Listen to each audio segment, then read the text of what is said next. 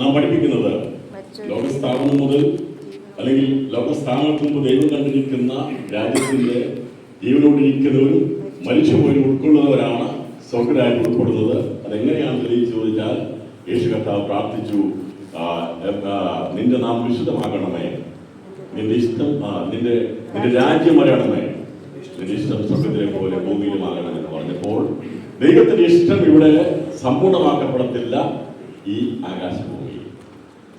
പഴയ നിയമത്തിൽ ദൈവം പഴയ സൃഷ്ടികളോടാണ് സംസാരിക്കുന്നത്.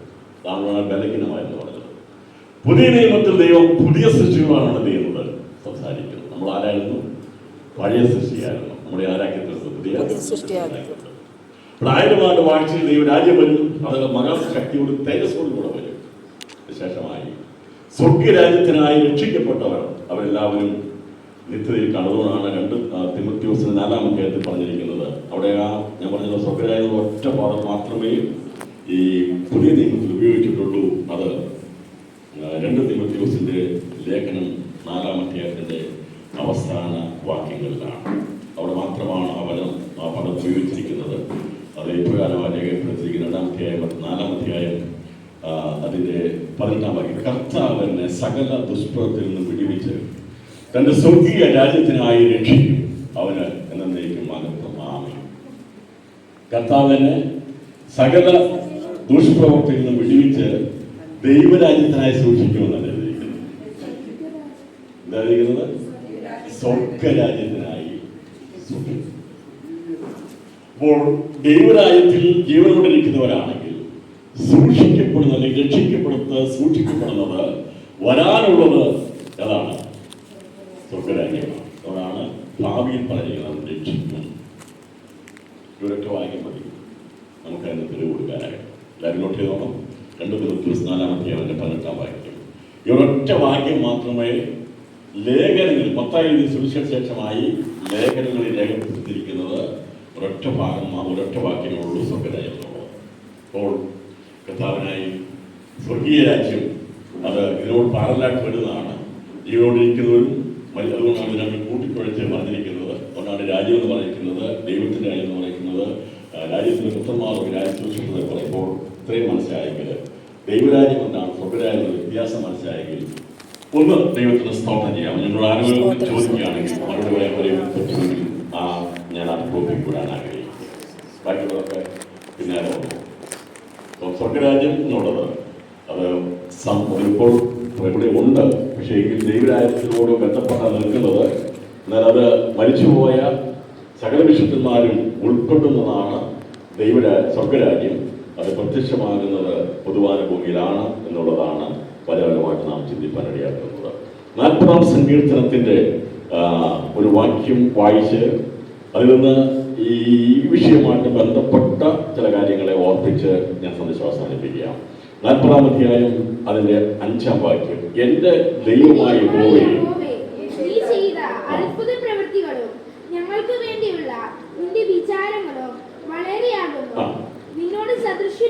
നിന്നോട് സദൃശൻ ആരുമില്ല. നമുക്ക് ഈ ഒറ്റ വാക്യം മതി. 40-ാം സങ്കീർത്തനം പറയുക, നിന്നോട് സദൃശനായിട്ട് ആരുമില്ല. ആരുമില്ലേ? അതുകൊണ്ട് ആരുമില്ല എന്ന് സങ്കീർത്തനത്തിൽ പറഞ്ഞെങ്കിൽ നിന്നോട് സദൃശമായി ലക്ഷക്കണക്കിന് ആൾക്കാർ ഉണ്ടെന്ന് വെളിപ്പെടുത്തുകയാണ് പുതിയ നിയമം. നിന്നോട് സദൃശനായ ആരുമില്ല. നമുക്കറിയാം, യശയ്യാവിന്റെ പറഞ്ഞിട്ടുണ്ട്, നിങ്ങൾ ഏതിനോട് എന്ത് ചെയ്യും? എന്നെ സദൃശ്യപ്പെടുത്തും. നമുക്ക് അതുകൊണ്ടാണ് ഫോട്ടോകളോ ബിംബങ്ങളോ ഒന്നും ഇല്ലാത്തത്. ചിലരുടെ വീട്ടിൽ ഇതിനെ വിശ്വാസമാണ് മെതിക്കുന്നതാണ് പോലെ ഒരു തിരുവത്താഴം ചെയ്യും. എന്തിനാണോ എന്ന് നിൽക്കാനില്ല. പലരുടെ ചില വീട്ടിലൊക്കെ തിരുവത്താഴത്തിന്റെ പിക്ചറുകള് ടോയ്കളൊക്കെ കാണും. വെച്ചോ, കുഴപ്പമില്ല. പക്ഷേ ഇതൊന്നും അവനോട് സദൃശനാകുകയില്ല. വരച്ചതാ, പെയിന്റിങ് മാഞ്ഞു പോകും. അത് ചെറുതെടുത്തു പോകും, തീകറ്റി പോകും. എന്നാൽ ദൈവത്തോട് സദൃശന്മാരായി ഈ പുതിയ നിയമത്തിൽ പരിശുദ്ധാത്മ പണിതെടുക്കുന്നതാണ് ദൈവസഭ.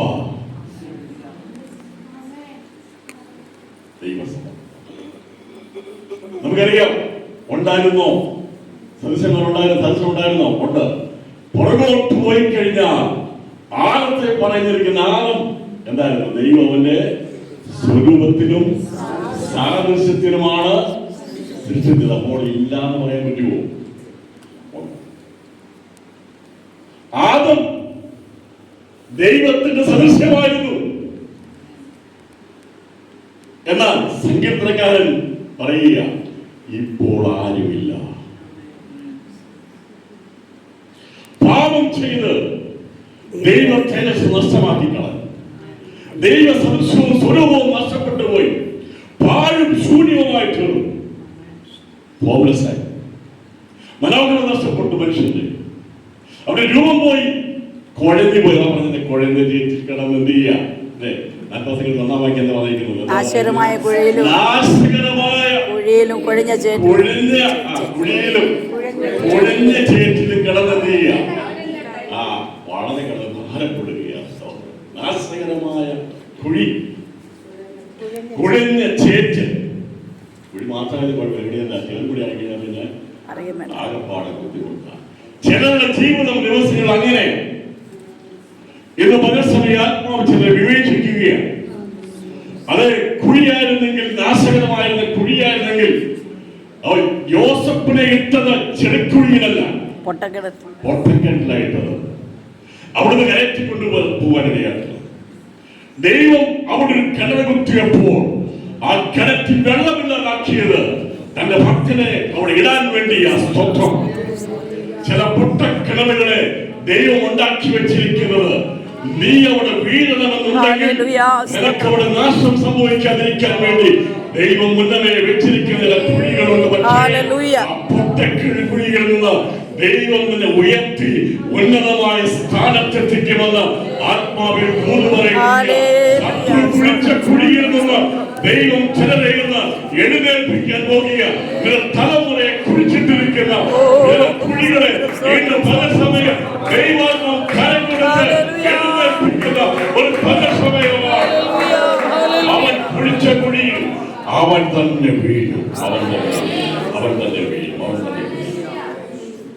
ആരാ വീഴുന്നത്? അവൻ കുഴിച്ച കുഴിയിൽ അവൻ തന്നെ വീഴും. നിന്നെ വീഴിക്കാൻ വേണ്ടി കുഴിച്ച കുഴിയ. നിന്റെ ഭക്തി പോകുവാൻ, നിന്റെ വിശ്വാസം പോകുവാൻ അവൻ കുഴിച്ചിരിക്കുന്ന കുഴിയുണ്ട്. പക്ഷേ ഇവിടെ പറയുക, ആ കുഴി മാത്രമല്ല, കുറച്ച് കഴിയുമ്പോൾ കുഴയാൻ തുടങ്ങി, കുഴഞ്ഞുപോയി. നമ്മള് പറയും, ഞാൻ ആകപ്പാട് കുഴഞ്ഞുപോയി. ഇങ്ങനെ നിലവിളിക്കുമ്പോൾ ഈ ഭക്തൻ പറയുക, അവൻ എന്നെ എന്ത് ചെയ്തു? നാശകരമായ കുഴിയിൽ നിന്നും കൊഴിഞ്ഞ ചേറ്റിൽ എന്നെ കരകയറ്റി. എന്റെ ആ കുടുംബം കരകയറുന്ന അർത്ഥം എന്താ? ഹല്ലേലൂയ, സ്തോത്രം. നീ കർത്താവായ യേശു വിശ്വസിക്കുക, എന്നാൽ നീയും നിന്റെ കുടുംബവും കരപറ്റും. ഹല്ലേലൂയ, സ്തോത്രം. കരയ്ക്കേണ്ടി ചെയ്തു, കയറ്റി. പാപത്തിന്റെ കുഴിയിൽ കുഴഞ്ഞ ചേറ്റിൽ കിടന്നു അയ്യം വിളിച്ചത് ജ്ഞാനികൾ വ്യർത്ഥമായതായി, ദൈവത്തിൽ പാരിശൂന്യമായതായി. എന്നാൽ വയലിൽ ഒളിച്ചു വെച്ചൊരു നിധിയെ ആർക്കറിയാമായിരുന്നു? എന്റെ ദൈവത്തിന് അറിയാമായിരുന്നു. ദൈവമായ കർത്താവ് നോക്കിയപ്പോൾ മനുഷ്യൻ എന്നുള്ളത് ദൈവമാകുന്ന കർത്താവ് ലോകമാകുന്ന വയലിൽ വെച്ച നിധിയാണ്. അതിനെ മറച്ചു വെച്ചിരിക്കുകയാണ്.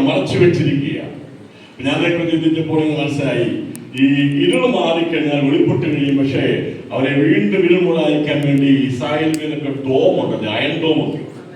അയൺ ഡോം ഇതിനു വേണ്ടി അറിയാം. അതിനാ താഴികക്കുടങ്ങൾ കണ്ടു. താഴികക്കുടങ്ങൾ പാർലമെന്റൊക്കെ താഴികക്കുടങ്ങൾ അർത്ഥകൂടാകത്തിലുള്ളതാണ്. എന്ന് പറഞ്ഞാൽ അവിടെ സ്പേസിനെ കവർ ചെയ്ത് വരാതിരിക്കാൻ വേണ്ടി ഇവരൊക്കെ കിടന്നു നടക്കുന്ന ഈ അയൺ ഡോം ഉള്ളതുകൊണ്ടാണ്.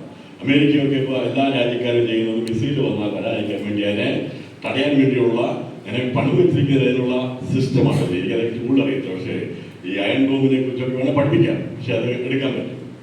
അങ്ങനെ സ്വന്തം രാജ്യത്തെ രക്ഷിക്കാൻ വേണ്ടി ഇവിടെയുള്ളവരൊക്കെ അവരുടേതായ സുരക്ഷയ്ക്ക് വേണ്ടി മറ്റുള്ളവർ അയക്കുന്ന മിസൈലുകളോ മറ്റൊന്നും എത്തിച്ചേരാതിരിക്കാൻ വേണ്ടി സംരക്ഷിച്ച് കവചമിട്ടിട്ടുണ്ടെങ്കിൽ ഇന്ന് പകർച്ചവയിൽ ആത്മാവിൽ പറയുക, രക്തം കൊണ്ടുള്ള ഒരു കവറിങ് ദൈവമക്കൾ കൊണ്ട് നമ്മളെ മൂടിയിട്ടുണ്ട്. സ്തോത്രം. ഈ ശത്രു അയക്കുന്ന ഒരു അസ്ത്രങ്ങളും വന്നു വീഴാതിരിക്കുവാൻ, നിന്നെ ഏശാതിരിക്കുവാൻ, തലമുറയെ തൊടാതിരിക്കുവാൻ, വീണു പോകാതിരിക്കുവാൻ വേണ്ടി കവർ ചെയ്തിരിക്കുന്ന ദൈവത്തിന്റെ കവറിങ്ങിനായി സ്തോത്രം. ചില സമയത്ത് ശത്രു പറയും, ഇവിടെ നീ ഇങ്ങനെ കവർ ചെയ്തുകൊണ്ടാ ഇങ്ങനെ എന്താ പറയുക, ഒരെണ്ണം നീ കൊടുത്തോളം പറയുന്നുണ്ട്.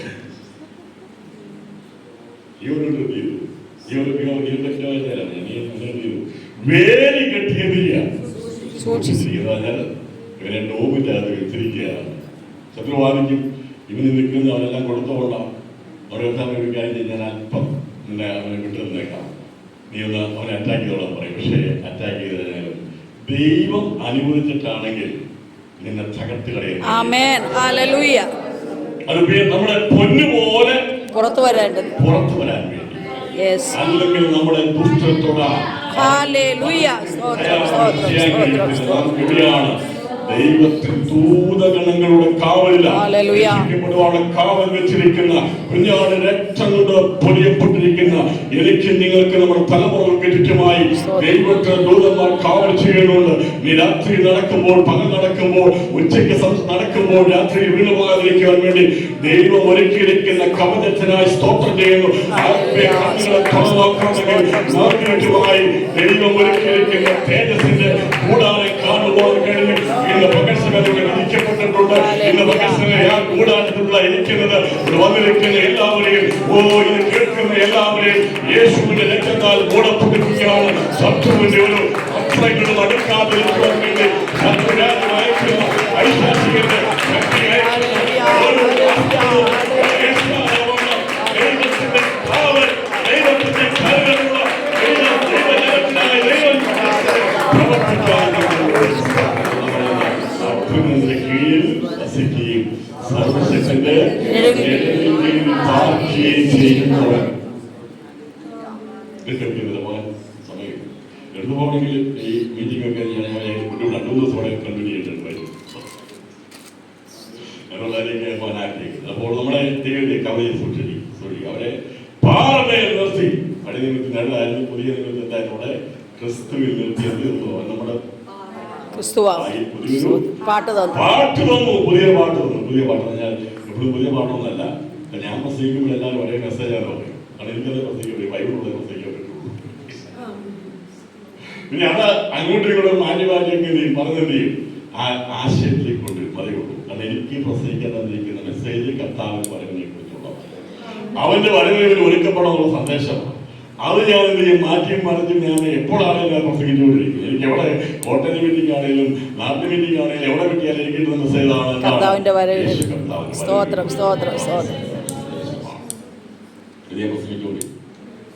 അതിനെ ആളുകൾ വെളിപ്പെടുത്തുന്നതുകൊണ്ടിരിക്കും. സന്ദേശങ്ങൾ നിരവധിയുണ്ട് പ്രിയപ്പെട്ടവർ. ഇവിടെ പറയുകയാണ്, അങ്ങനെ പറയുക, മുഴുവൻ വായിച്ച് പോകണ്ട. ഇവിടെ പറഞ്ഞിരിക്കുന്നത് 5-ാം വാക്യം, എന്റെ ദൈവമായ യഹോവേ, നീ ചെയ്ത അത്ഭുത പ്രവൃത്തികളും ഞങ്ങൾക്ക് വേണ്ടിയുള്ള നിന്റെ വിചാരങ്ങളും വളരെയാകുന്നു. നിന്നോട് സദസ്യനായിട്ട് ആരുമില്ല. നമുക്കറിയാം, ഞാൻ പറയും എന്റെ അപ്പന്റെ അല്ലെങ്കിൽ അമ്മയുടെ ഒക്കെ നമ്മൾ പറയാല്ലേ, അപ്പന്റെ അതേ ചായ. അങ്ങനെ ചായ തേടി അങ്ങ് പോയി കഴിഞ്ഞാൽ എവിടെ എത്തുന്നറിയാമോ? ആദത്തിലെത്തും. ഭയങ്കരല്ല എവിടെ എത്തുന്നത്? നമ്മൾ ചായ തേടി നമ്മുടെ സ്വഭാവം തേടി പോയി കഴിഞ്ഞാൽ നാം അവസാനം എത്തുന്നത് എവിടെ എത്തുന്നത്? ആദത്തിലെത്തും. ആദത്തിലെത്തും അറിയാമോ? ദൈവത്തിന്റെ സദസ്യത്തിൽ സൃഷ്ടിക്കപ്പെട്ട ആദത്തിലല്ല, പാപം മുഖാന്തരം ദൈവത്തെ നഷ്ടപ്പെട്ടു പോയ ബലഹീനനായിത്തീർന്ന, ദൈവത്തോട് സദസ്യം നഷ്ടപ്പെട്ടു പോയ, ഷേപ്പ് മാത്രമുണ്ടായിരുന്നു പറഞ്ഞാൽ ദൈവത്തിന്റെ ആ ഗുണഗണങ്ങളെല്ലാം നഷ്ടപ്പെട്ടു പോയ, ദൈവരാജ്യത്ത് തന്നെപ്പെട്ടു പോയ, ദൈവ സംസർഗം നഷ്ടപ്പെട്ടു പോയ ആദമിലാണ് മനുഷ്യ സന്തതി പരമ്പരകൾ മുഴുവൻ. അവിടെ പറഞ്ഞത് ഒരുവന്റെ അനുസരണക്കേടിനാൽ സകലവും എല്ലാം അതേ ചാക്കിയായി മാറി. ഒരു ഫാക്ടറിയിൽ നിന്ന് ഇറങ്ങുന്ന ക്ലാസ്സുകൾക്കെല്ലാം ഒരു രീതിയുള്ളതാണ് എന്ന് പറഞ്ഞതുപോലെ ആദവും ഹവ്വയും എന്ന മനുഷ്യ ഉൽപാദന ഫാക്ടറിയിൽ നിന്ന് പുറപ്പെട്ടു വന്നത് മുഴുവനും ദൈവസദൃശം നഷ്ടപ്പെട്ടു പോയ ഹോംലെസ്സായ യാതൊരു ഗുണവുമില്ലാതിരുന്ന എന്ന് പറഞ്ഞാൽ ചെറുപ്രായത്തിൽ യഹോവയുടെ ആത്മാവിനെ കാണാൻ സാധിക്കും. നമുക്കവിടെ കാണാൻ സാധിക്കും. എന്നാൽ ആഴത്തിന് പുറകോട്ട് പോയാൽ നമുക്ക് എവിടെ എത്താമെന്ന് അറിയാമോ? എവിടെ സാധിക്കും? ചില മൊഴിയെടുത്ത് വായിക്കാൻ സമയമില്ലാത്തതുകൊണ്ട് എവിടെ എത്തും നമ്മൾ? ആദത്ത് എന്ന് സൃഷ്ടിച്ച ദൈവത്തിന്റെ മുൻകാലം ആദത്ത് നമ്മൾ പോയാൽ നമ്മൾ കാണുന്നത് വരുവാനുള്ളവന്റെ പ്രതിമയായിട്ടാണ് ആരെ സൃഷ്ടിച്ചത്? ആരെ സൃഷ്ടിച്ചത്? ആദത്തെ സൃഷ്ടിച്ചത്. വരുവാനുള്ളവന്റെ പ്രതിമയായി ആദം സൃഷ്ടിക്കപ്പെട്ടു എന്ന് പറഞ്ഞാൽ സ്വരൂപത്തിലും സദസ്യത്തിലും എവിടെ എത്തും? നമ്മൾ എവിടെ എത്തുന്നത്? ക്രിസ്തുവിലെത്തും. അതുകൊണ്ടാണ് പറയുന്നത് അവൻ ആരംഭവുമാണ് അവസാനവുമാണ്, അവൻ അൽഫയാണ് ഒമേഗയാണ് എന്ന് പറഞ്ഞാൽ മനുഷ്യ നിന്റെ ആരംഭം തേടി തേടി തേടി തേടി നീ പോയി കഴിഞ്ഞാൽ, ഹിസ്റ്ററി പഠിച്ചു കഴിഞ്ഞാൽ, ഈ ഉൽപ്പത്തി പുസ്തകത്തിലേക്ക് ചെന്നു കഴിഞ്ഞാൽ നമുക്ക് റോമാലേഖനം കൂടി പഠിക്കുമ്പോൾ കാണുവാൻ സാധിക്കുന്നത് ആദം ദൈവത്തിന്റെ അനുരൂപമായി എന്ന് പറഞ്ഞാൽ അവനോട് സദൃശ്യമായി സൃഷ്ടിക്കപ്പെട്ടവനായിരുന്നു. അതാരായിരുന്നു? വരുവാനുള്ളവന്റെ പ്രതിരൂപമായിട്ടാണ് ആദം സൃഷ്ടിക്കപ്പെട്ടത്. അത് ക്രിസ്തുവാണ്. പറയുന്നവൻ ആരംഭമാണ്. ഇങ്ങനെയാണെങ്കിൽ അവസാനം എവിടെ എത്തണം? സന്ദേശം എവിടെ എത്തണം? ക്രിസ്തുവിലെത്തണം. സന്ദേശം മനസ്സിലായി, നിങ്ങൾക്ക് മനസ്സിലായി. ഇനി ഞാൻ പ്രസംഗിക്കേണ്ട ആവശ്യമില്ല. ബാക്കിയുള്ളത് പ്രസംഗിക്കാൻ പറ്റുമോ? പറ്റുമെങ്കിൽ ഞാൻ നിർത്താം. ഇപ്പൊ തന്നെ നിർത്താം. പ്രൈസല്ലോ. നമ്മൾ എവിടെ എത്തിയത്? എവിടെ എത്തിയത്? തന്റെ സ്വരൂപനായ പുത്രന്റെ അടുത്തേക്കാണ് നമ്മൾ എത്തിയത്. ദൈവരായത്തെ ഒരു മേലെഴുത്തുണ്ട്, ദൈവരായത്തെ ഒരു സ്വരൂപമുണ്ട്. ദൈവത്തിനടുക്കെ കൊണ്ടുപോയി കൈസറുടെ ഒരു പൈസ കൊണ്ടു കൊടുത്തിട്ട് പറഞ്ഞു, നിങ്ങൾ ചുമ ഇതിന്റെ സ്വരൂപവും മേലെഴുത്തെന്ന് പറഞ്ഞാൽ നമുക്കറിയാം നമ്മുടെ രാഷ്ട്രത്തിന്റെ നമ്മുടെ നോട്ടിനകത്തുള്ള അസൗസംഭവം ഉണ്ടല്ലേ. ഓരോ രാഷ്ട്രത്തിന്റെയും ഓരോ ചിഹ്നങ്ങളുണ്ട്, അതിനൊക്കെ ഓരോ സ്വരൂപമുണ്ട്. അന്നത്തെ റോമൻ സീസറിന്റെ സ്വരൂപം അല്ലെങ്കിൽ അത് ആ രാജ്യത്തിന്റെ സ്വരൂപം ഒരു ചിഹ്നമുണ്ടായിരുന്നു. നമ്മുടെ അശോകസ്തംഭമാണെങ്കിൽ അത് ഉണ്ടായിരുന്നു. അതാ പറഞ്ഞു ഇത് ആരുടെ സ്വരൂപമാണ്, ഇത് ആരുടെ സ്വരൂപമാണെന്ന് ചോദിച്ചു. പറഞ്ഞു ആരുടെ പറഞ്ഞു? കൈസർ. ഇതിന്റെ മേലെഴുത്താണെന്ന് ചോദിച്ചത് റെഡിയാക്കോ. വെറുതെ പറഞ്ഞു കൈസർക്കുള്ളത് കൈസർ, ദൈവത്തിനുള്ളത് ദൈവത്തിന്. എന്നാൽ എന്താണ് ദൈവരാജ്യത്തിന്റെ മേലെഴുത്ത്? എന്താ ദൈവരാജ്യത്തിന്റെ സ്വരൂപം? എന്താണെന്നറിയാമോ? എന്താ ദൈവരാജ്യത്തിന്റെ സ്വരൂപം? സ്നേഹമാണ്. സ്നേഹം. ദൈവരാജ്യത്തിന്റെ സ്വരൂപം ക്രിസ്തുവാണ് ഞാൻ പറഞ്ഞിരിക്കുന്നത്. തന്റെ സ്നേഹ സ്വരൂപനായ പുത്രന്റെ രാജ്യത്തിൽ നമ്മെ ആക്കി വെച്ചു. അപ്പോൾ ദൈവരാജ്യം അല്ലെങ്കിൽ സ്വർഗരാജ്യത്തിന്റെ രൂപം അത് സ്നേഹമാണ്. ആ ഏത് സ്നേഹമാണ്? നിത്യമായ അനന്തമായ ഒരിക്കലും അവസാനിക്കാത്ത ദൈവസ്നേഹമാണ് സ്വരൂപം. ആ സ്വരൂപത്തിലാണ് ദൈവം നമ്മളെ സ്നേഹിക്കാൻ ഇടയാക്കി തീർത്ത് അവന്റെ സ്നേഹ സ്വരൂപനായ ആ സ്വരൂപത്തിലാക്കി. എന്താ പറഞ്ഞു? ഇത് സീസറുടെ സ്വരൂപമാണ്, ഇതിന് മേലെഴുത്തതാ. എന്നാൽ ഇത് മാറിപ്പോകും. എന്നാൽ ഒരു സ്വരൂപം വരും ഇവിടെ. ഒരിക്കലും തീരാത്ത ദൈവസ്നേഹത്തിന്റെ രാജ്യം ദൈവത്തിന്റെ സ്ഥാപനമാക്കപ്പെടും. ആ സ്വരൂപത്തിലാണ് നമ്മളെ ആക്കിയിരിക്കുന്നത്. നമ്മുടെ രാജ്യം ഏതാണ്? ദൈവരാജ്യം അഥവാ സ്വർഗരാജ്യം. സഭ എന്ന് പറയുമ്പോൾ നമ്മുടെ സ്വരൂപം എന്തായിരിക്കണം? സ്നേഹസ്വരൂപനായിരിക്കുന്ന ക്രിസ്തുവിന്റെ രാജ്യം. മേലെഴുത്ത് എന്താണ് ചോദിച്ചാൽ പറയും. എന്താ മേലെഴുത്തത്? യേശുവിന്റെ തലയ്ക്ക് മീതെ 3 ഭാഷകളിൽ എന്ത് ചെയ്തു? രേഖപ്പെടും. എനിക്ക് പ്രിയ ബിന്ദു സിസ്റ്റോട് ചില ഹീബ്രു ആയിട്ടുള്ള വാക്കുകളൊക്കെ ചോദിച്ച് പഠിക്കാൻ താല്പര്യപ്പെടുന്നുണ്ട്. സോ ഞാൻ മറ്റു ലാംഗ്വേജ് ഒന്നും പഠിച്ചിട്ടില്ല കേട്ടോ. എനിക്ക് ഹിന്ദി അറിയത്തില്ല, ഇംഗ്ലീഷും അറിയത്തില്ല, മലയാളം അറിയത്തില്ല. ഇവരൊക്കെ ഞാൻ വിചാരിക്കും ഇംഗ്ലീഷ് എയർബസ് വന്നു കഴിഞ്ഞാൽ നല്ലപോലെ സ്പുടമായിട്ടൊക്കെ ഇംഗ്ലീഷ് പറയുന്നത്. പക്ഷേ എനിക്ക് സത്യം പറഞ്ഞാൽ ഇംഗ്ലീഷും അറിയത്തില്ല. മലയാളം ചോദിച്ചാൽ മലയാളം അറിയത്തില്ല, ഹിന്ദി ഒട്ടും അറിയത്തില്ല. 20 വർഷം ഈ പുള്ളി എവിടെ പോയി കിടക്കാറില്ല. ഞാൻ ഒടത്തായിരുന്നു, ഈ പുസ്തകത്തിലായിരുന്നു. ഞാൻ ഹിന്ദി പഠിക്കാൻ പോയില്ല. ഇംഗ്ലീഷ് പഠിക്കാൻ പോയില്ല, ഭാഷ പഠിക്കാൻ പോയില്ല. പക്ഷെ ഞാൻ ഒരു ഭാഷ പഠിച്ചു, ദൈവത്തിന്റെ ഭാഷ. അന്നെടുത്തത് 1989 എടുത്താണ് ഈ പുസ്തകം. അതിനകത്ത് ഒരുപാട് പുസ്തകം മാറ്റിവെക്കുന്നുണ്ട്, എഴുതി മാറ്റിവെച്ചിട്ടുണ്ട്. ഇനിയും എഴുതി ഇപ്പോഴും പോകുന്നത് ഇതിലും അടുത്തെടുത്ത് എഴുതും. അങ്ങനെ പഠിച്ചെടുക്കുന്നതാണ്, അതങ്ങനെ മനസ്സിലാക്കിയെടുത്തതാ. സ്തോത്രം. സ്നേഹസ്വരൂപനായ ദൈവത്തിന്റെ ആ രാജ്യത്ത് നമ്മളെ ആക്കിയപ്പോ നമ്മുടെ രാജ്യത്തിന്റെ സ്വരൂപം ഏതാണ്? സ്നേഹം. മേലെടുത്തുണ്ട്, അവന്റെ മീതെ ഒരു മേലെടുത്ത് റോമ, യവന, ഗ്രീക്ക് ഭാഷകളിൽ എഴുതി വെച്ചു ഇവൻ യഹൂദന്മാരുടെ രാജാവ്. അതാണ് നമ്മുടെ മേലെടുത്ത്. എന്ന് പറഞ്ഞാൽ സ്തുതിക്കുന്നവരുടെ രാജാവാണ് ആര്? യേശു.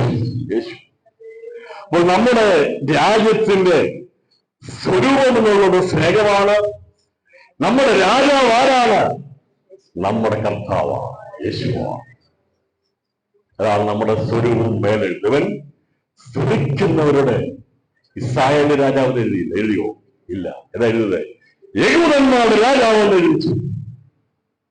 കാരണം എന്താ? യഹൂദന്മാരുടെ രാജാവ് പറഞ്ഞപ്പോ ഒരു പറഞ്ഞത് മാറ്റണം എന്ന് പറഞ്ഞു, എഴുതുമെന്ന് പറഞ്ഞു.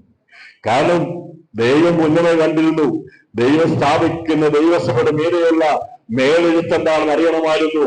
അവരെ സ്തുതിക്കുവാൻ വേണ്ടി, ദൈവത്തെ ആരാധിക്കാൻ വേണ്ടി അവന്റെ സ്നേഹത്തിൽ വന്ന് അവനെ സ്നേഹത്തിൽ ആരാധിക്കുന്ന ദൈവമക്കളുടെ മീതെ ഒരു മേലെഴുത്തുണ്ട്. എന്റെ നെറ്റിയിലൊരു മേലെഴുത്തുണ്ട്, നിങ്ങളുടെ നെറ്റിയിലൊരു മേലെഴുത്തുണ്ട്. പഴയ നിയമത്തിൽ ലേവ്യ പൗരോഹിത്യമനുസരിച്ച് ഇവർ യഹോവയ്ക്ക് വിശുദ്ധമെന്ന ഒരു നെറ്റിപ്പട്ടം കെട്ടുമെങ്കിൽ പുതിയ നിയമത്തിൽ എഴുതിയിരിക്കുന്നത് ഇവന്റെ രാജാവ് യേശുവാണ്. പഴയ നിയമത്തിൽ വിശുദ്ധിയുടെ നെറ്റിപ്പട്ടം, യഹോവയ്ക്ക് വിശുദ്ധമെന്ന് നെറ്റിപ്പട്ടം കിട്ടിയിരുന്നെങ്കിൽ അവർക്കൊരു രാജ്യമുണ്ടായപ്പോൾ അവരൊരു രീതിയും അതിനുള്ള കാര്യങ്ങളും ഉണ്ടായിരുന്നു, കൊടിയും ചിഹ്നങ്ങളൊക്കെ ഉണ്ടായിരുന്നു. എന്നാൽ പുതിയ നിയമത്തിലേക്ക് വന്നപ്പോൾ നമ്മുടെ മേൽ ദൈവം എഴുതി ഇവന്റെ രാജാവ് ഞാനാ. നമ്മള് ഏത് രാജ്യത്തിലാണ്? അവന്റെ സ്നേഹസ്വരൂപനായിരിക്കുന്ന ക്രിസ്തുവിന്റെ. പകൽ സമയം മടങ്ങിപ്പോകുമ്പോൾ ആ സ്നേഹത്തിലായിരിക്കണം മടങ്ങിപ്പോകുക. ഒരു മേലെഴുത്തുണ്ട്. നമ്മൾ ആരാ? ഇവൻ യഹോവന്മാർ എന്ന് പറഞ്ഞാൽ ഈ ആരാധിക്കുന്നവന്റെ രാജാവാരാ? അതുകൊണ്ടാണ് ശത്രു വിറയ്ക്കുന്നത്. യഹോവയുടെ സ്വന്തമായത് നമ്മുടെ അകത്തുണ്ട്. ഈ ലോകത്തിലുള്ളവനേക്കാൾ നമ്മുടെ ഉള്ളിലുള്ളവൻ വലിയവരാ. യഹോവയുടെ സിംഹമാണ്. സമയം തീരുമോ എന്ന് പറഞ്ഞേ? സമയം തീർന്നു. ഓക്കെ, 1 മണിയായി. ഓക്കെ. അപ്പോ അങ്ങനെയാകുമ്പോൾ ഞാനത് വിശദീകരിക്കാൻ ആഗ്രഹിക്കുന്നില്ല. കഥാവിൽ ഞാൻ വേഗത്തിൽ കൺക്ലൂഡ് ചെയ്യാം. അപ്പൊ നമ്മുടെ മേലുള്ള മേലെഴുത്ത് യഹൂദന്മാരുടെ രാജാവ് ആരാണ്? അവന്റെ ഉള്ളിൽ വസിക്കുന്ന ആരാണ്? യഹൂദന്മാരുടെ രാജാവ്. ആ ഒരു ചിന്ത വേണം. നമ്മളെ മടങ്ങി പോകേണ്ട വേണ്ടി എന്താണ്? എന്റെ ഉള്ളിൽ രാജാവുണ്ട്. സാറിനോട് ചോദിച്ചു, നിന്റെ ഉള്ളിൽ രാജാവില്ലേ, മന്ത്രിയില്ലേ എന്നൊക്കെ ചോദിച്ചില്ലേ? നിന്റെ ഉള്ളിൽ മന്ത്രിയില്ലേ എന്നൊക്കെ ചോദിക്കുന്നുണ്ട്. നമ്മുടെ ഉള്ളിൽ ആരുണ്ട്? നമ്മുടെ രാജാവുണ്ട്. രാജാവായിരിക്കുന്ന ക്രിസ്തു വസിക്കുന്ന പദ്ധതികളാക്കി കഴിഞ്ഞപ്പോ കർത്താവ് പറഞ്ഞു, ഇവന് പുറമെ ഇവൻ ആദമിന്റെ നേച്ചറാണ്, ആദത്തിന്റെ സ്വരൂപമാണ്, ആദത്തിന്റെ സദൃശപ്രകാരം ആ സൃഷ്ടിക്കപ്പോൾ അതിപ്പോൾ ആയിരിക്കും. നമ്മള് ആദം ആരായിരുന്നു? ദൈവത്തിന്റെ പുത്രനായിരിക്കുന്ന ക്രിസ്തുവിന്റെ അനുരൂപമായിട്ട് സൃഷ്ടിക്കപ്പെട്ടതാണ്. ആദം പാപം ചെയ്യുന്നപ്പോൾ എല്ലാ മനുഷ്യരും ആരായി തീർന്നു? യേശു ഒഴികെ ലോകത്ത് ജനിക്കുന്ന സകല മനുഷ്യരും ആരുടെ രൂപങ്ങളായിട്ടാ വരുന്നത്? ആദാമിന്റെ പാപത്തിന്റെ ഇതിലാണ് വരുന്നത്. എന്നാൽ ഇതിനകത്ത് ദൈവം വീണ്ടും വെള്ളം നമ്മൾ നൽകി കഴിയുമ്പോൾ ദൈവം നമ്മുടെ അകത്ത് മാറ്റങ്ങൾ വരുത്തി വചനം വരുമ്പോൾ നാം ഉണ്ടാക്കിയിരുന്ന പുതിയ സൃഷ്ടിയായി തീരുന്നു. ഈ പുതിയ സൃഷ്ടിയായി തീരുമ്പോൾ നമ്മുടെ ഉള്ളിൽ ക്രിസ്തു ജനിക്കുന്നു. നമ്മുടെ അകത്തൊരു മനുഷ്യനുണ്ട്. ഈ അകത്തുള്ളതാണ് വെളിയിലൂടെ വെളിപ്പെടുന്നത് എന്ന് പറഞ്ഞാൽ സമയാസമയങ്ങളിൽ അകത്തുള്ള ക്രിസ്തുവിനെ വെളിപ്പെടുത്തണം നമ്മളെ ജീവിതത്തിലൂടെ. പുറമെയുള്ളത് നാം ആദമിന്റെ പ്രതിമയാണ് ധരിച്ചവനാണ് പറയുന്നത്. നാം ആദമിന്റെ പ്രതിമ ധരിച്ചതുപോലെ, മണ്ണെന്നുള്ളത് പ്രതിമ ധരിച്ചതുപോലെ നാം സ്വർഗീയന്റെ പ്രതിമയും ധരിക്കും.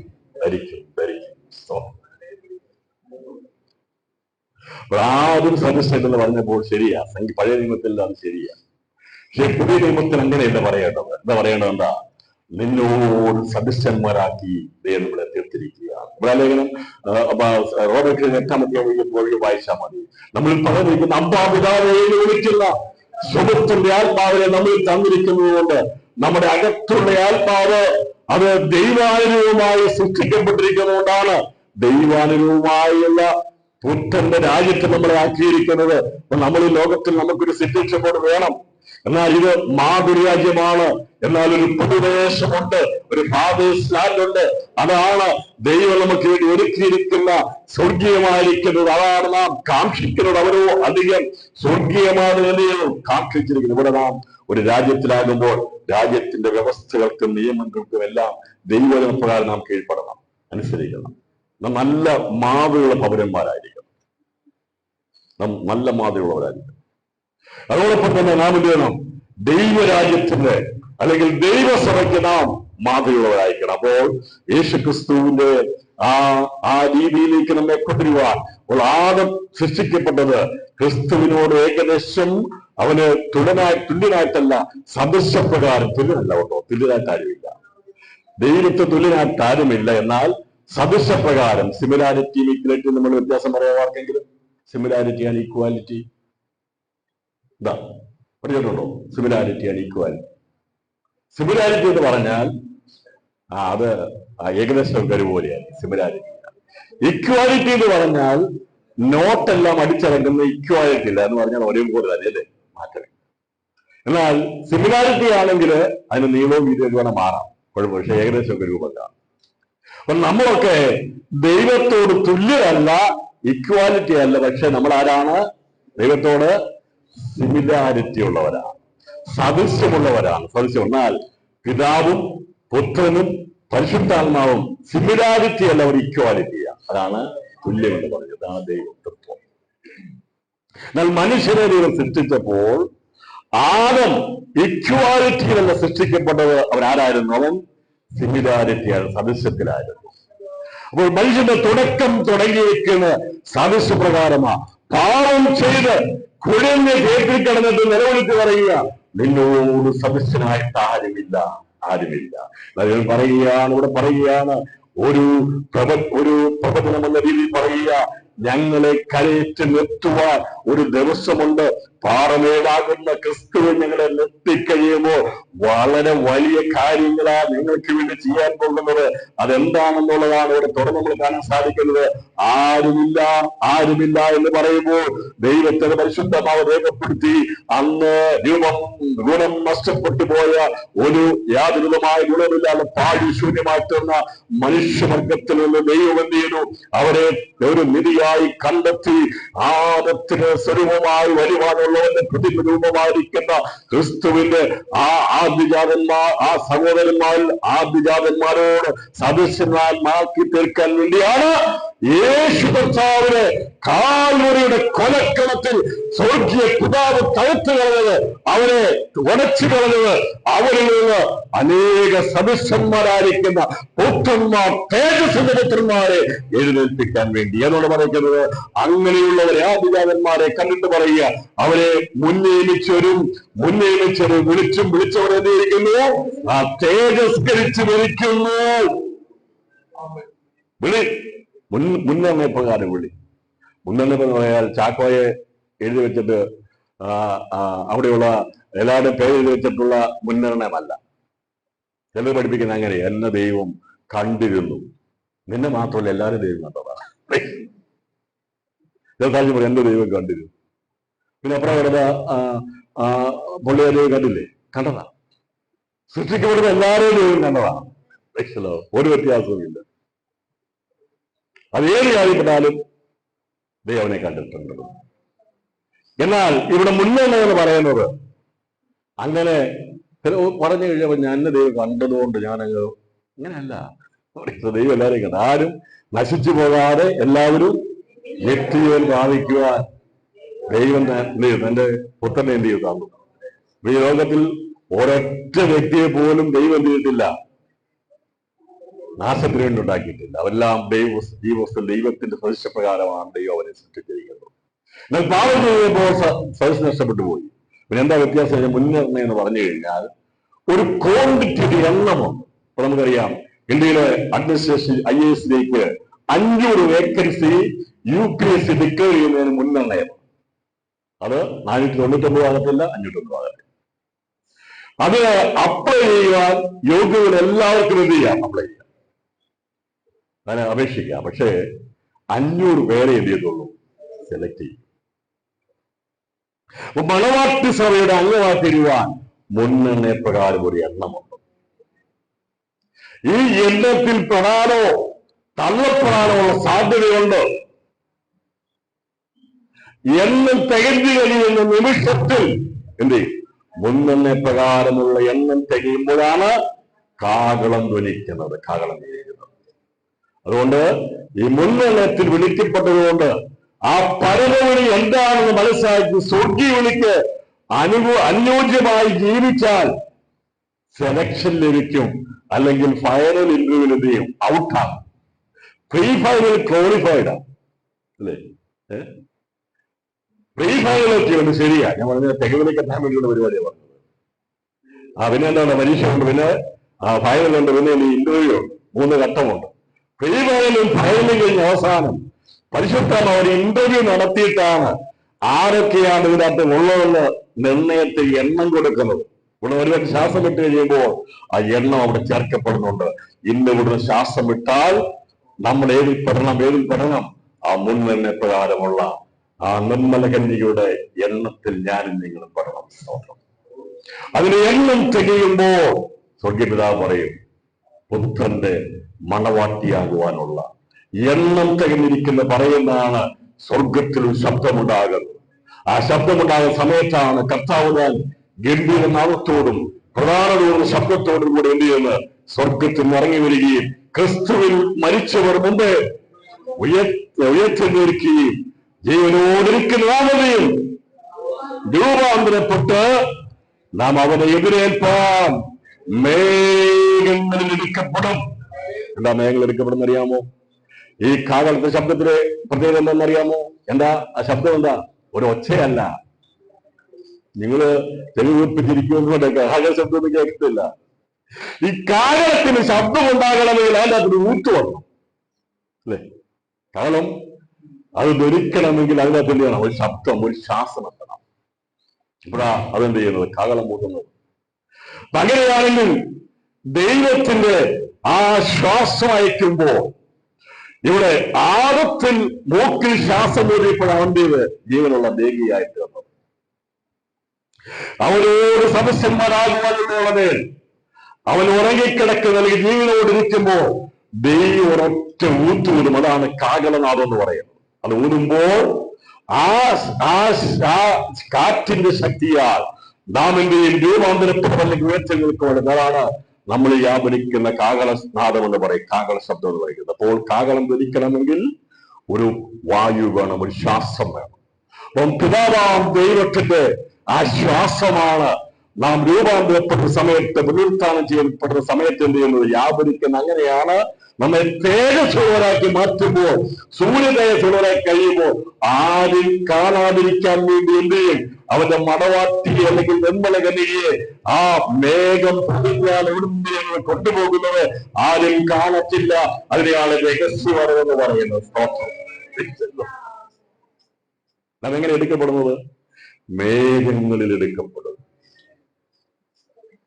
ഭൂമിയെ ദൈവം മേഘത്തിന്റെ വസ്ത്രം പോലെ ധരിപ്പിച്ചിരിക്കുന്നതാണ്. അല്ലേ? ഭൂമിയുടെ വസ്ത്രം മേഘമാണ്. അങ്ങനെയാണെങ്കിൽ ദൈവം ഇവിടുന്ന് തന്റെ ആ നിർമ്മലകനിയെ ഒരുക്കിക്കൊണ്ട് പോകുമ്പോൾ അവരെ മേൽ മേഘം മൂടി കൊണ്ടുപോകുന്നതിന്റെ കാരണം മറ്റാരും കാണാൻ കഴിയാത്ത വിധത്തിൽ ഈ തേജസ്സുള്ളവരെ കൊണ്ടുപോകും. അവരാണ് സൂര്യതേജസ്സുള്ളവർ. അതുപോലെ മേഘങ്ങളിൽ കർത്താവ് വരുന്നതും മൂടപ്പെട്ടവനായി വരുന്നത് തേജസ് മുഴുവൻ വെളിപ്പെടാത്ത ചിന്തിച്ചത്. ഇങ്ങനെ സംഭവിക്കുമ്പോൾ ഇവിടുന്ന് ദൈവം കാലാകാലങ്ങളിൽ കൊത്തുപണി ചെയ്തുകൊണ്ടിരിക്കുന്ന ജീവിതങ്ങളുണ്ട്, അതിനെ ഉടച്ചു വാർക്കുന്ന ജീവിതങ്ങളുണ്ട്. കുശവന്റെ കയ്യിലിരിക്കുന്ന മൺപത്രം പോലെ ആ മണ്ണ് കൊണ്ട് ദൈവം മനുഷ്യനെ മെനഞ്ഞത് അവനെ ഉടച്ചു വാക്കാൻ വേണ്ടിയാ.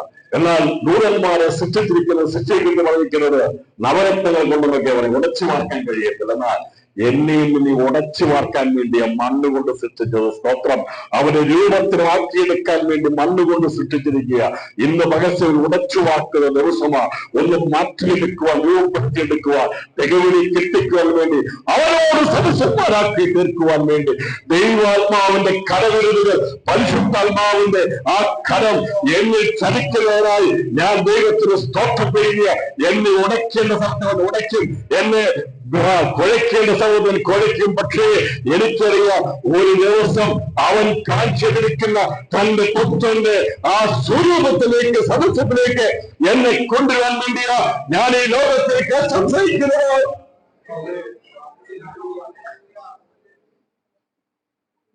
അവന്റെ സ്വരൂപമായി തീരുവാൻ, അവന്റെ സദസ്യമായി തീരുവാൻ സംസാരിക്കുന്നതിനേക്കോളാം. വായിച്ചു നോക്കാൻ ഞാൻ അവസാനിപ്പിക്കാൻ പോവുക. ഇപ്പോൾ 1 മണിക്ക് തന്നെ നിർത്തും. സന്ദേശം അവസാനിപ്പിക്കാൻ പോവുക. അവന്റെ സ്വരൂപത്തിലേക്ക് പോകാൻ, അവന്റെ സ്വരൂപത്തിലേക്ക് വരുവാൻ വേണ്ടി നമ്മളെ ആക്കിയിരിക്കുകയാണ്. ഒരു സന്ദേശം വായിച്ച് ഉണ്ടോ ഇല്ല എന്നുള്ള സംശയം തീർത്ത് ഞാൻ ഈ സന്ദേശം അവസാനിപ്പിക്കാം. ഒന്ന് യോഹന്നാനതിന്റെ 3-ാം അധ്യായം 2-ാം വാക്യം വായിച്ച് ഞാൻ അവസാനിപ്പിക്കുക. കാരണം സംസാരമൊക്കെ ധൃതിയാകാം. അവർക്ക് 3 മണിക്ക് ട്രെയിനാ. ഞാൻ ഇവിടെ പ്രസംഗിച്ചു കൊടുക്കുന്ന ട്രെയിൻ പോകും, അടുത്ത ട്രെയിൻ പുറകെ വന്നോളൂ.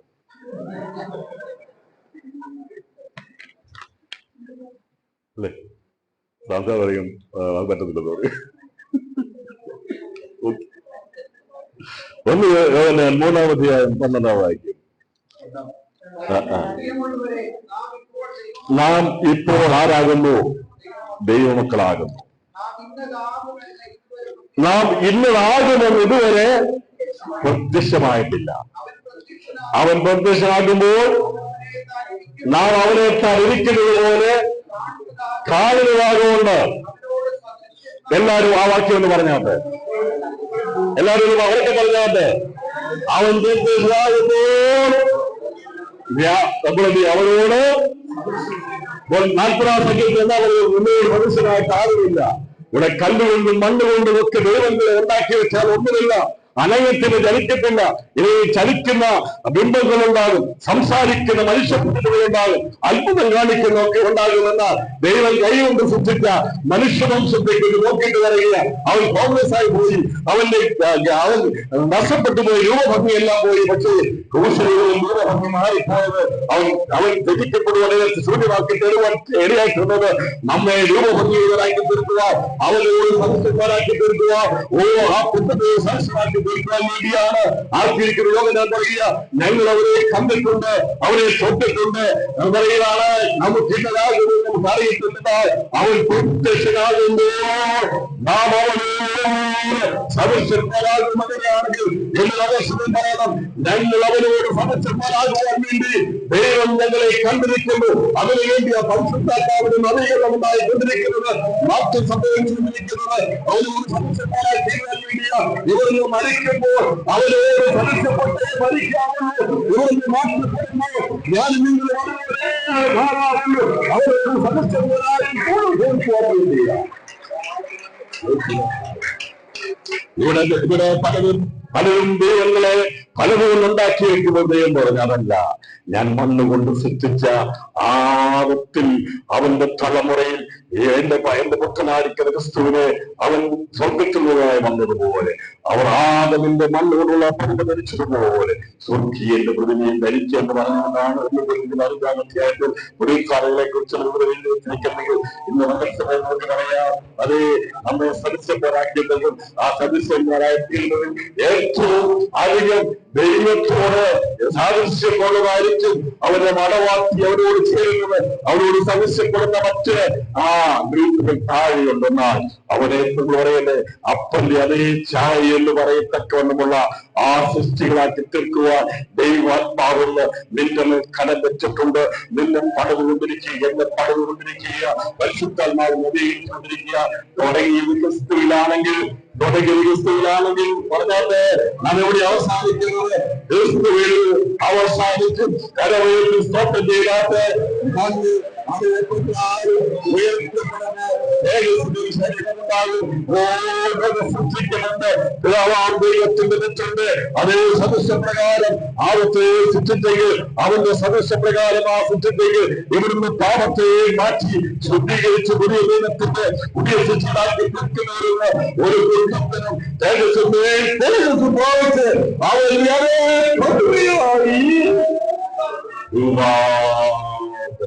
എല്ലാവർക്കും നൽകാൻ പ്രാർത്ഥിക്കാം. സംഗീതം 40 സദസ്യന്മാർ ആരുമില്ല. എന്നാൽ പുതിയ നിയമത്തിൽ വെളിപ്പാട് പുസ്തകത്തിൽ നമുക്ക് കാണാൻ സാധിക്കുന്നത് സദസ്യന്മാരായി ലക്ഷക്കണക്കിന് ആൾക്കാർ എത്രയുണ്ടെന്ന് എനിക്കറിയത്തില്ല. പരദേശിയുടെ 3ാം സ്വർഗത്തിൽ വിശ്രമിക്കുന്നുണ്ട്.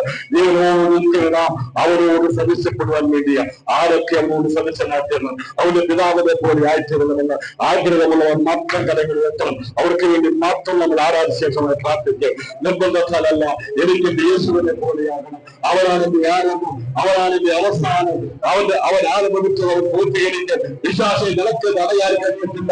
ഞങ്ങളെ അവന്റെ സ്വരൂപത്തിൽ അവന്റെ സദസ്യങ്ങളെ ചിത്രിച്ചെങ്കിൽ അവരോട് അനുകൂലമാക്കി തീർത്ത അവന്റെ ദൈവരാജ്യം അവന്റെ ദൈവസഭയിൽ അനുകൂല ഞങ്ങൾ അവരോട് ചേരുന്ന ഒരു സുഖമുണ്ട്.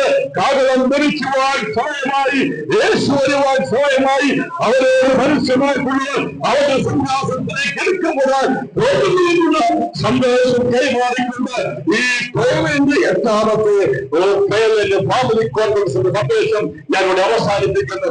ഓർമ്മിക്കണമേ എന്ന് ഒരിക്കൽ കൂടി വിനീതമായി ഓർമ്മിപ്പിക്കുന്നു.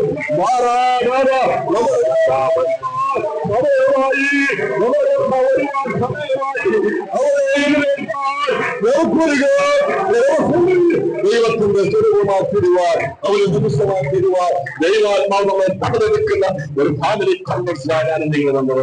മടങ്ങി പോകുമ്പോൾ നാം ക്രിസ്തുവിനുള്ളതാക്കിടുവാൻ വേണ്ടി അവരുടെ രാജ്യത്തിന് മക്കളാക്കിടുവാൻ എന്നെ സമർപ്പിക്കുവാൻ താല്പര്യമുള്ള ജീവിതങ്ങൾ ദൈവസഭയിൽ കടന്നുകൊണ്ട് ദൈവത്തിന്റെ സ്തോത്രങ്ങൾ പറഞ്ഞ കർത്താവ് നെഞ്ചത്ത് കൈവച്ച് പറയാം. കർത്താവ് എന്നെ സമർപ്പിക്കുന്നു. ഏറ്റവും പേർക്ക് സമർപ്പിക്കാൻ കഴിയും. ഒരു പാട്ടുപാടി ദൈവത്തെ അമർത്തപ്പെടുത്താൻ ആരാധിക്കാം.